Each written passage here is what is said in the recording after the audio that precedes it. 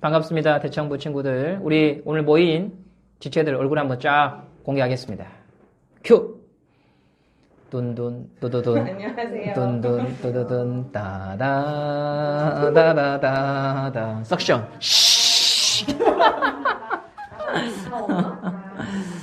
예. 잡아서 우성이 우성이 나와야지. 예. 자, 반갑습니다. 해야지. 담으시는 거만 담으시다고요? 예. 자, 우리 기도하고, 3월 또 넷째 주, 주일 예배 함께 시작하도록 하겠습니다. 하나님 감사합니다. 오늘도 우리에게 봄날을 주시고, 꽃도 보고, 또 반가운 지체들 함께 모여서 예배할 수 있도록 인도해 주시니 감사를 드립니다. 비록 모두가 다 함께 모일 수는 없지만, 그래도 우리가 다시 만날 날을 생각하면서 우리에게 주어진 시간들을 잘 이겨내기를 간절히 원합니다. 하나님, 또 우리 김영은 자매, 김현석 군이 결혼을 합니다. 주님, 또 이 영상을 볼 때면 이미 가정을 이루었을 텐데 그들의 인생길을 주께서 축복해 주시고 믿음의 가정으로 든든하게 세워지게 하여 주시옵소서. 흩어져 있는 우리 지체들, 타지에 있는 우리 형제 자매들, 주님, 그들이 있는 속에서도 하나님에 대하여 살아있는 자로 살게 하여 주시옵소서. 오늘 우리에게 한 성령 안에서 한 말씀을 듣게 되기를 바라며 이 모든 말씀 우리 주 예수 그리스도 이름으로 기도드립니다. 아멘. 예. 오늘 여러분과 함께 볼 말씀은 욥기 말씀입니다. 욥기 3장 말씀이거든요. 욥기 3장 말씀인데 우리가 설교 말씀을 나누면서 함께 본문 말씀을 좀 보도록 할게요. 봄이 왔어요. 교회 주차장에 무슨 나무가 있죠? 살구나무. 살구나무가 이제 꽃이 피었습니다. 대답을 해주네요. 조금만 더 있으면 살구가 열릴 거예요. 살구가 언제 열렸죠? 몇 월 달에 열렸죠? 5, 6월? 5, 6월. 네, 5, 6월. 5, 6월. 6월. 예. 살구 따먹는 재미가 쏠쏠한데 올해도 기대가 됩니다. 주일에 여러분과 함께 야외 예배로 모이려고 했는데 여러 가지로 고민 끝에 덕이 되지 않을 수 있다 싶어서 저희가 연기를 했습니다. 빠른 시일 내에 얼굴을 마주하며 요즘 한반도를 강타하고 있는 나이 먹기 게임을 여러분과 함께 하도록 하겠습니다. 나이 먹기 게임이 뭔지 잘 모르는 지체들은 셀 조장에게 물어보시면 되고, 이 나이 먹기 게임 할 때 그 구원받은 형제가 하나 있습니다. 거듭난 형제, 김명석 형제의 얼굴을 보시면 얼마나 화난지, 얼굴이 얼마나 순박한지 볼 수가 있습니다. 우리는 지금 2주간 동안 하나님에 대하여 사는 자에 대한 복이라는 주제를 가지고 말씀을 나눴습니다. 하나님에 대하여 살아있는 자. 사람은 태어날 때 하나님에 대하여 살아있었습니까? 죽어 있었습니까? 모든 인간은 하나님에 대하여 죽어 있었어요. 그리고 뭐에 대해 살아있었냐고 우리가 배웠냐면 죄에 대하여 살아있었다. 하나님에 대하여 살아있다고 하는 말은 하나님에 대한 말씀, 하나님의 사랑, 하나님의 마음에 관심이 있는 자가 살아있는 자인데 우리는 그분의 말씀이나 그분에 대하여 거역했고 관심이 없고 거절했다라고 하는 거예요.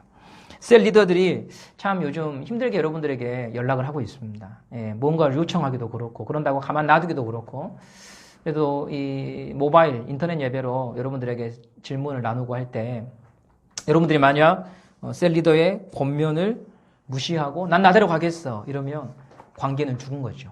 예, 그 관계는 죽은 것입니다. 그러나 어떻게든 애쓰는 셀 리더에게 나는 반응을 보이겠어. 이게 살아있는 것입니다. 하나님에 대해서 우리는 원래 죽었던 자였습니다. 갑자기 2년 전 생각이 납니다. 대청부 지체들 한 사람 한 사람 만나고 돌아다닐 때 정말 차가운 반응이 많았습니다. 예, 왜 제가 목사님을 만나야 됩니까? 왜 11시 예배만 드리면 되지? 대청부 예배까지 오라고 합니까? 시간 아깝게 시간을 허비할 이유가 없습니다. 이런 반응이 대부분이었습니다. 예, 여러분 보시면 커피가 등장했습니다. 예, 저희가 찻집에서 녹화를 하고 있기 때문에 중간중간에 이런 일들이 있더라도 여러분들이 이해해 주시기 바랍니다. 왜 대청부 예배까지 드려야 되는가? 그런 반응들이 많았어요. 우성 형제의 표현을 빌리자면 참 기가 막힌 상황이었죠. 그런데 이제는 함께 의논하고 고민하고 마음을 나눌 수 있는 지체들이요 참 많습니다. 하나님에 대해 살아있고 하나님을 사랑하며 하나님을 가까이 하려는 지체들이요 우리 공동체 안에 굉장히 많아졌습니다. 그래서 감사하게 생각합니다. 대청부가 걸어온 과정을 보면 하나님의 교회는 역시 하나님이 이끄신다라고 하는 것을 고백하게 됩니다. 한평에 사는 나단이가 저희와 신앙생활 할 줄 어떻게 알았겠어요? 목포에 사는 도희가 어떻게 우리와 한 공동체를 이룰 거라고 생각을 했습니까? 또 예원이와 효주가 재수해서 저희와 1년이라고 하는 시간들을 보낼 줄 우리는 몰랐습니다. 사람이 하는 일이 아니고 하나님이 하신 일이죠. 양재선 가고 나니까 또 김지호 보내주셔가지고 또다시 신대원 준비하도록 하나님이 이끌어 주시고 계십니다. 역시 하나님의 교회는 하나님이 이끄십니다. 어제 한 권사님으로부터 전화를 받았어요. 목사님, 앞으로 목회하기가 더욱 힘들어지실 것 같아요. 목사님, 어떡해요? 이런 전화를 받았습니다. 교회를 향한 사람들의 시선이 곱지 않지요. 저희가 이 녹화를 하면서도 다른 사람들이 혹시 우리들을 향해서 신천지라고 말하지 않을까, 그런 두려움이 있는 것이 사실입니다. 또 허구한 날 분열하는 교회, 섬기는 자는 교회 안에서 사라지는데 직분자는 늘어나는 이 모순, 중세시대 교회하고 별로 틀릴 것이 없습니다. 목회자들의 탈선과 비리들이 많은 사람들의 가슴에 실망감을 주고 있습니다. 그런데 저는 목회가 점점 어려워질 것이라고 말씀하시는 분들의 이야기를 들을 때면 항상 이런 생각을 합니다. 우리가 성경 속으로 들어가 보면은요, 인류 역사에 아담과 하와가 에덴 동산에서 쫓겨난 이후로 신앙생활이 쉬운 적은 한 번도 없었다는 것이었습니다. 아담의 타락 이후로 태평성대했던 날이 없었어요. 신앙인들에게. 늘 시험이 있고 희생이 있었습니다. 헌신이 필요했습니다. 그래서 예수님도 제자들에게 이렇게 말씀하셨어요. 내가 가고 나서 세상이 너희를 미워하면 너희를 미워한 것이 아니라 나를 미워한 거야. 내 안에 있기 때문에 너희들이 세상에 미움을 당하는 거야. 그것을 꼭 기억하라고 말씀하셨습니다.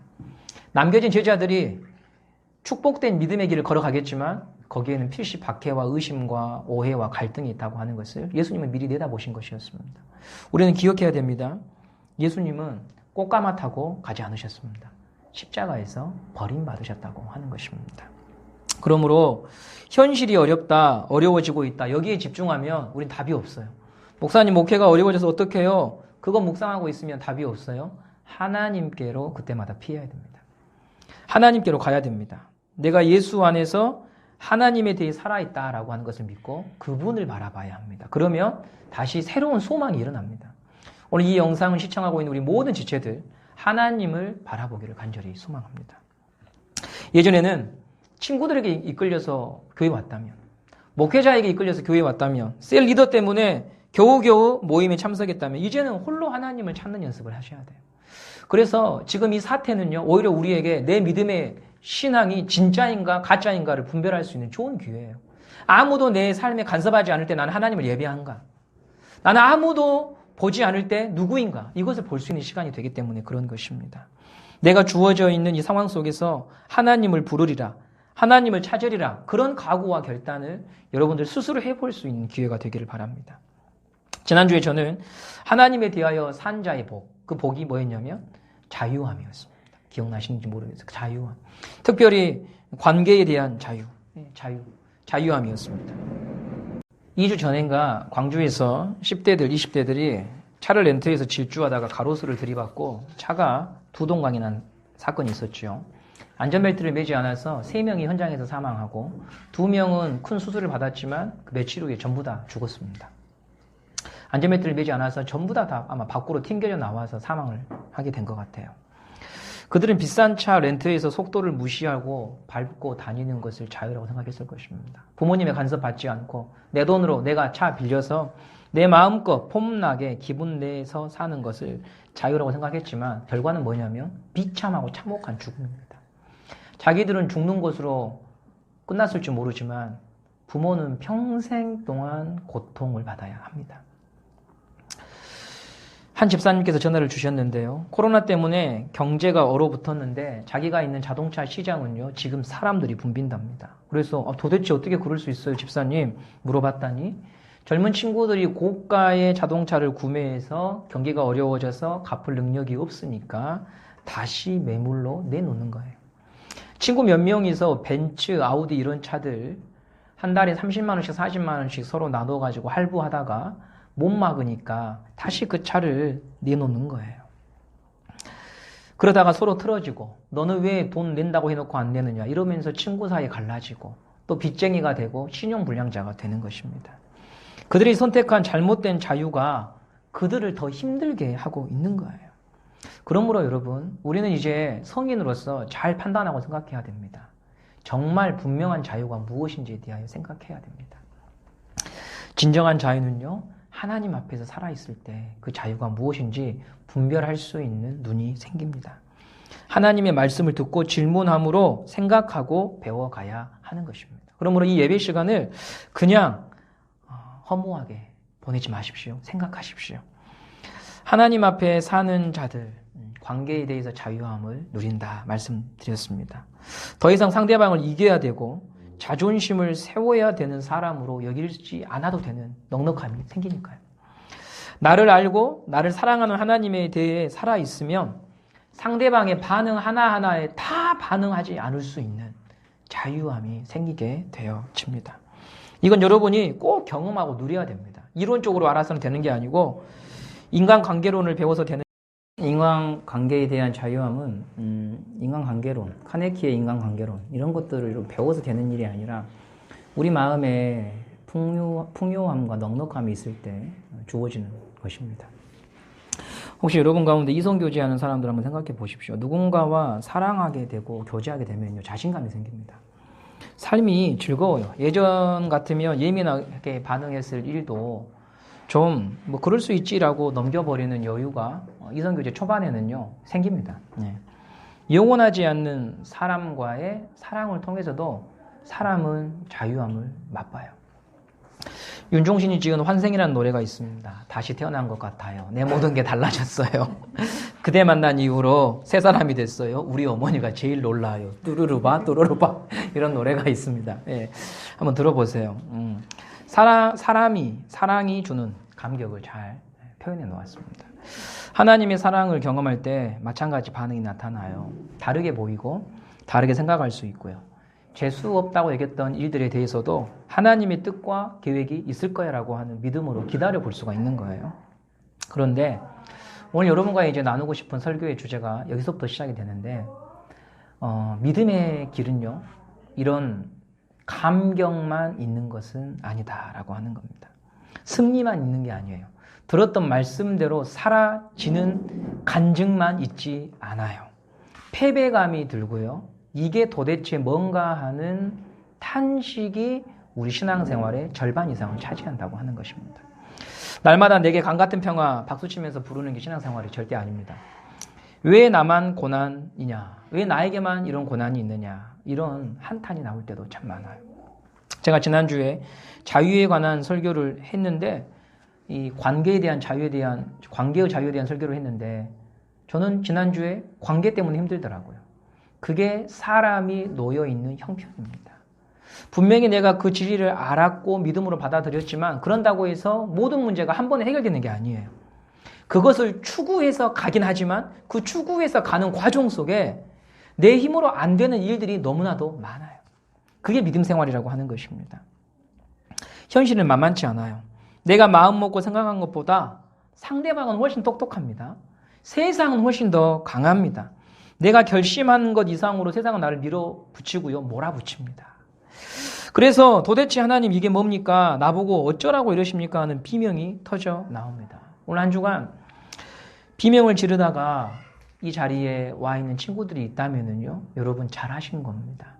비명을 질렀지만 이 영상을 보는 자리까지 와 있다고 하는 것은 여러분들이 그래도 대단한 믿음을 가진 사람이라고 하는 것입니다. 저는 오늘 여러분에게 바로 그에 관한 이야기를 좀 하고 싶은 것입니다. 수요일에 제가 욥에 대한 설교를 했습니다. 욥에 대한 설교는 여러분, 보통 여러분들 한번 기억을 더듬어 보세요. 1장과 2장 그리고 42장만 설교를 합니다. 3장부터 41장까지 설교하는 목회자들이 많지 않습니다. 많지 않습니다. 왜냐하면 3장부터 41장까지는요, 논쟁이에요. 욥과 친구들의 논쟁.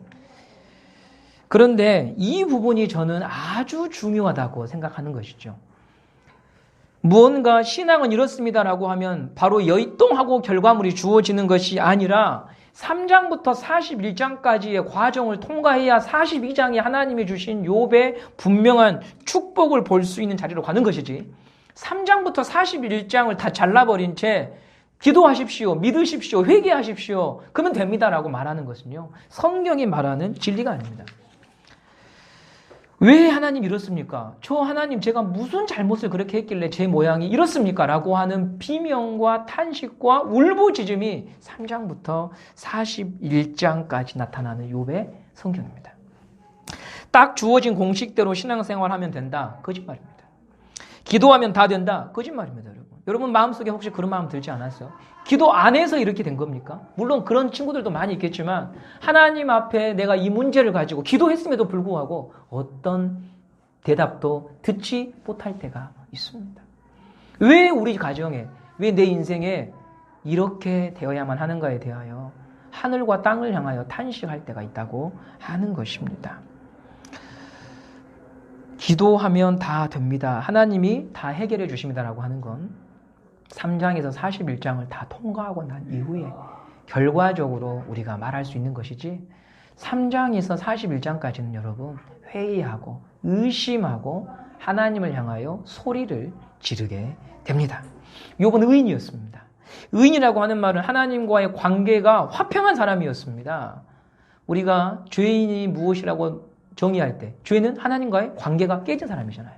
의인은 하나님과의 관계가 평화로운 사람이에요. 그럼에도 불구하고 욥은 자식이 죽고 몸이 병이 들고 기왓장으로 자기 몸을 긁을 정도로 몸에 독종과 전염병으로 말미암아 너무나도 비참한 인생을 경험합니다. 오죽했으면 아내가 하나님을 저주하고 죽으시오. 아직까지 하나님 찾고 있어. 이런 말을 했겠습니까? 그게 욥의 삶이었습니다. 그래서 많은 사람들은 고난당할 때 이 욥기를 펼쳐들고 씨름합니다. 하나님, 도대체 왜 저한테 이러십니까? 오늘 여러분과 나누고 싶은 것이 바로 욥의 태도인데요. 욥은 자기를 위로하기 위해 찾아와준 친구들의 권면에서 답을 찾지 못합니다. 그들이 들려준 위로와 권면은 욥에게 상처였습니다. 생살에 소금을 뿌리는 상처였습니다. 다들 욥이 고난당하는 이유는 죄 때문이다. 회개해라. 네 주의를 안 지켰으니까 그렇지. 네 11조 안 했으니까 그렇지. 네 기도 안 하니까 그렇지. 거의 다 이런 수준의 답이었습니다. 그런데 여러분 욥은요. 그런 모든 것을 완벽하게 해낸 사람이었습니다. 그래서 답답한 것입니다. 자식이 죽고 집안이 망할 정도로 자기가 지은 큰 죄가 뭐라도 떠오르면 인정이 되는데 그런 게 하나도 떠오르지 않는 거예요. 그래서 고통스러웠던 것입니다. 오늘 여러분 욥기 3장 한번 펼쳐보기 바랍니다. 욥기 3장 10절부터 제가 몇 구절 읽어드릴 텐데요. 개역 개정 성경보다 여러분들이 새번역 성경이라고 하는 성경책이 있는데요. 나중에 이 개역 개정과 새번역이 두 개 함께 합해져 있는 성경책, 여러분 그걸 한번 구매하셔서 보시기 바랍니다. 제가 이 개역 개정이 아닌 새번역으로 된 말씀 3장 10절부터 한번 읽어볼게요. 욥이 독백을 합니다. 이렇게 독백을 해요. 어머니의 태가 열리지 않아 내가 태어나지 않았어야 하는 건데, 그래서 이 고난을 겪지 않았어야 하는 건데, 어찌하여 내가 모태에서 죽지 않았던가? 어찌하여 어머니 배에서 나오는 순간에 숨이 끊어지지 않았던가? 어찌하여 나를 무릎으로 받았으며 어찌하여 어머니가 나를 품에 안고 젖을 물렸던가? 그렇게만 하지 않았더라도 지금쯤은 내가 편히 누워서 잠들어 쉬고 있을 텐데. 이렇게 여러분 3장 전체가 자기의 태어난 날을 저주하는 거예요. 우리는 욥이 믿음 좋은 사람이라는 말만 들었어요. 주신 자도 여호와시오, 취하신 자도 여호와시오니. 이런 고백만 들었죠. 근데 여러분 욥은 자기를 저주하고 자학합니다. 지금 자기에게 닥친 현실을 도무지 견딜 수 없어서 출생한 그 날을 저주합니다. 자, 한번 생각해 보세요. 왜 성경이요? 3장에 기록되어 있는 이 욥의 저주와 불평과 불만을 기록해 놓았을까요? 그렇게 살지 말라고 기록해 놓았을까요? 아니에요, 여러분. 그게 아닙니다. 이게 인간이라는 거예요.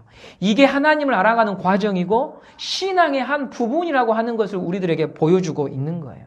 믿음의 길은 결과적으로는 꽃길일 줄 모르나 한 걸음, 한 부분, 그 과정은 눈물과 비명과 의심이 있는 거예요. 하나님 도대체 이럴 수 있습니까? 오늘 혹시 여러분 마음에 믿음 생활하면서 하나님 이게 뭡니까 하는 질문과 비명이 있다면 그건 여러분이 믿음이 없기 때문에 그런 게 아닙니다, 여러분. 믿음의 길을 가고 있기 때문에 일어나는 반응이라고 하는 것입니다. 욥이 하나님을 향해서 지금 투덜거리고 소리를 지르는 이유는 뭔지 아십니까? 하나님을 믿지 않아서가 아니에요. 하나님을 믿어서 아픈 거예요. 하나님의 선하심을 믿고 있기 때문에 자기 현실이 너무나도 믿겨지지 않은 거예요. 나의 목소리를 들으신 하나님, 선하신 하나님이 어떻게 나한테 이렇게 대할 수 있는가? 하나님을 사랑하기 때문에 아픈 거예요, 여러분. 하나님을 사랑하기 때문에. 내가 믿는 하나님과 내 눈앞에 보여지는 현실이 틀리니까 너무 아픈 거였어요. 하나님은 살아계시는데 현실은 지능탁이니까 혼란스러운 거예요. 그래서 욥은 하나님이 계신 것은 분명하기 때문에 차라리 내가 태어나지 않았더라면 하는 쪽으로 가고 있는 거예요. 사울은요, 벚꽃이 피고 살구나무꽃이 피고 목련꽃이 피는 달인데요. 슬픈 달입니다. 세월호에 탑승했던 친구들이 이유도 모른 채 바다 밑으로 수장된 날입니다. 그 아이들 중에 믿음의 자녀들이 얼마나 많은지 모릅니다, 여러분. 여러분 혹시 오늘 이 영상 끝나고 세월호 치고 기독교라고 한번 쳐보시기 바랍니다. 이 사건이 일어난 이후에 자식을 잃은 신자의 부모들이요, 교회를 많이 떠났습니다.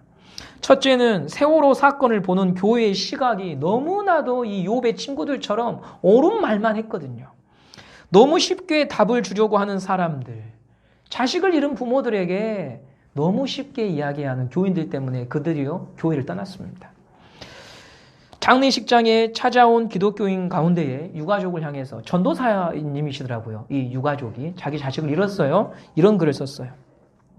이제 좋은데 갔으니 그만 울라라고 말하는 우리 교인들. 그 순간 우는 것에 대해서 죄책감이 생겼습니다. 내가 우는 것은 천국을 부인하는 행동이고 그러면 나는 하나님께 벌 받겠네 하는 생각. 그래서 우는 것조차 입을 틀어막고 제대로 울지 못했습니다. 이런 말을 했습니다. 이제 천국에서 편히 쉬고 있으니까 그만 울어라. 아직 죽음을 받아들일 수 없는 슬픔 속에 있고 왜 이런 일이 일어나야 하고 정부의 대처가 미흡하고 무능해서 억울함 속에 있는 유가족을 향하여서 교인들이 할 말이 그건 아니라고 하는 것이죠. 신앙적인 답을 내밀며 받으라고 하는 것은 독배를 주는 것과 같은 것입니다. 이분들이 교회를 떠났던 두 번째 이유는요, 하나님에 대한 의심과 질문과 분노 때문에 떠난 것이었습니다. 하나님을 믿고 있기 때문에 너무나도 힘들었던 것이었어요. 근데 여러분 놀라운 게 뭐냐면 그렇게 교회를 떠나셨던 유가족 신자들이요, 자기들만의 교회를 다시 만들어서 예배를 드리고 있더라고요. 그러니까 이 떠난 분들이 뭐라고 말했냐면 이렇게 말했어요. 교회를 제가 떠나지만 결국 이 문제에 대한 답은 하나님으로부터만 올 것을 저는 압니다. 그러나 이 현실이 너무 힘들어서 잠시 교회를 떠납니다. 이렇게 말했어요. 이건 불신앙이 아닙니다, 여러분. 그들이 고통을 마주하고 있는 순간 속에서 하나님을 향하여 계속해서 질문을 말하고 있는 것입니다. 저는 참 4월만 되면 이런 분들에 대한 기사를 볼 때마다 가슴이 아픕니다. 왜 이 땅에 세워진 수많은 교회들은 그들과 친구가 되어줄 수 없는가? 왜 세월호 유가족들만 모여서 예배를 드려야 되는가라고 하는 것이죠. 우리가 노래하는 낮은 곳으로라고 하는 찬양의 가사는 도대체 무엇을 의미할까? 나는 이번 한 주간에 누군가의 눈물을 닦아주는 자인가 아니면 내 눈물에만 집중하는 자인가에 대한 질문을 던져보게 됩니다. 말씀을 마무리합니다. 욥은 자학했습니다. 의심했습니다. 분노했습니다. 그런데 하나님이 그것을 기록해 놓으셨습니다. 이게 뭘 의미하냐면 하나님이 욥의 그 모습을 인정해 주십니다. 이 본문을 기록으로 남겨놓으신 이유는 너의 감정과 상황과 의심과 분노, 그걸 내가 듣고 있고 내가 인정하고 너와 함께 가기 원한다는 말씀이십니다. 왜? 그것도 너의 일부니까. 그것도 너의 일부니까. 하나님은 그 감정의 상처와 슬픔을 받아주시는 것입니다. 아프면 울어야 됩니다. 의심이 들면 질문해야 됩니다. 하나님을 향한 내 마음이 불편할 때 하나님께 말해야 됩니다. 우리는 교회 안에서 우리의 슬픔과 우리의 문제와 의심을 말하지 않고 그냥 묵묵히 가는 게 좋은 신앙인 것처럼 배웠습니다. 그러나 여러분 욥기를 보십시오. 욥은 따집니다. 하나님께 질문합니다. 하나님 어떻게 이러실 수 있습니까? 좋은 신앙이 무엇인지 저는 욥기를 통해서 다시 보게 됩니다. 그렇게 울다 잠든 나를 하나님은 업고 가십니다. 그렇게 가야 42장까지 갈 수 있는 것이지 3장에서 41장까지 과정 없이 하나님을 만난 자들은 또다시 슬픔과 고통을 당한 자들 향하여 답만 주려다가 그들의 가슴에 더 큰 상처를 내게 될 뿐인 것입니다. 여러분 42장의 결말 욥이 더 큰 축복을 받았더라. 도깨비 방망이처럼 하나님을 믿는 것은 신앙이 아닙니다. 기도하니 다 되더라. 그런 식으로 덮고 가지 맙시다. 절대 그렇지 않습니다. 의심이 있고 방황이 있습니다. 뛰쳐나가고 싶은 때가 있습니다. 뛰쳐나갈 수도 있습니다. 그러나 다행인 것은 하나님이 문을 닫아놓고 계시지 않습니다. 열어놓으십니다. 선생님 생각해 보십시오. 뛰쳐나갈 수 있는 이유는 뭐냐? 하나님이 잠금장치로 문을 다 잠가놨으면 어떻게 뛰쳐나갑니까? 못 나가지요. 뛰쳐나가도록 하나님이 놔두십니다. 왜요? 하나님의 사랑은 다시 그를 불러드릴 테니까요. 그것이 우리 하나님 아버지의 사랑입니다. 오늘 여러분이 신앙생활 하면서 마음에 드는 여러 가지 불편한 감정들 그걸 하나님께 쏟아놓기를 바랍니다. 그래서 3장에서 4장으로 5장으로 6장으로 하나님께 더 가까이 나아가는 믿음의 길이 되기를 간절히 소망합니다. 기도하겠습니다. 하나님 아버지 감사합니다. 오늘도 우리가 흩어져 있지만 이렇게 모여서 예배합니다. 욥은 아팠습니다. 하나님을 사랑해서 더 아팠습니다. 하나님을 믿지 않았으면 아프지 않았을 텐데 하나님이 어떤 분인지 자기가 알고 있었기에 너무너무 힘이 들었습니다. 하나님 우리는 신앙생활을 너무나 꽃길처럼 생각할 때가 많이 있습니다.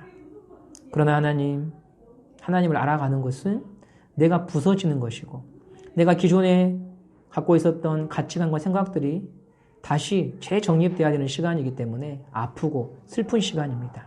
주님 우리가 그것을 부인하지 않게 하시고 하나님을 믿어가는 과정 속에서 의심이 들고 원망이 터지고 또 불편한 일들이 생길 때 그것마저도 안고 가시기 원하시는 하나님을 우리가 깨달아 아는 시간이 되었으면 합니다. 오늘 아픈 마음으로 혹시 예배 드리고 있는 친구들이 있다면 주님 그것이 믿음이 없어서가 아니라 그것이 믿음이 더 단단해지는 과정이라고 하는 것을 알게 하여 주시옵소서. 우리를 포기하지 않으시고 3장에서 42장으로 끌고 가신 하나님이 나의 하나님이라고 하는 것을 믿고 의지하게 하여 주십시오. 세월호 유가족들이 지금도 슬퍼하고 있습니다. 도대체 왜 내 자식이 그 차디찬 바다에서 비명을 지르다 죽어야 하는지에 대해 모르기 때문에 유가족들이 너무너무 힘들어하고 있습니다. 부모들이 스스로 목숨을 끊는 일들도 일어나고 있습니다. 하나님, 누군가에게는 꽃을 볼 수 있는 4월이지만 그분들에게는 잔인한 4월이 되고 있습니다. 주여, 우리가 잠시나마 그분들을 위해 기도하오니 주님 그분들의 눈물을 닦아주시고 한국교회가 그들과 함께 울기보다는 그들에게 답이 되지 않는 답을 강요했던 것을 용서하여 주시고 나 또한 누군가에게 그들의 고통과 슬픔을 너무나 쉽게 생각하고 답을 주저했던 모습들을 용서해 주시기를 원합니다. 하나님을 알고 하나님을 믿는다고 하는 것이 무엇인지 더 깊이 생각하는 우리 모든 대청고시체들이 되게 하여 주시옵소서. 예수 이름으로 기도드립니다. 아멘. 감사합니다. 여러분 다음 주에 뵙겠습니다.